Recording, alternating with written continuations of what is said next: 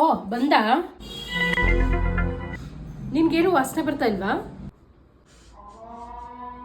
ಏನಾದ್ರು ಶೀತ ಆಯ್ತಾ ಅಮ್ಮ? ಎಲ್ಲೂ ಏನು ಶೀತ ಅಲ್ವಲ್ಲ, ಏನ್ ವಾಸನೆ? ನನ್ನ ಯಶಸ್ಸಿನ ವಾಸನೆ. ಕೇವಲ 1,000 ರೂಪಾಯಿನಲ್ಲಿ 12 ಸೀರೆಗಳನ್ನು ಖರೀದಿಸಿರುವ ಯಶಸ್ಸು. ಆರ್ಡರ್ ಮಾಡ್ಬಿಟ್ಟಾ? ಕೊನೆಗೂ ಆರ್ಡರ್ ಮಾಡ್ಬಿಟ್ಟಾ? ಮಾಡ್ಬೇಡ ಅಂದಿದ್ ಕೆಲ್ಸನೇ ಯಾಕಮ್ಮ ಸರಿ ಆಯ್ತು, ಕ್ಯಾಶ್ ಆನ್ ಡೆಲಿವರಿನಾದ್ರೂ ಕೊಟ್ಟಾ? What yeah, you old people talking about cash and delivery?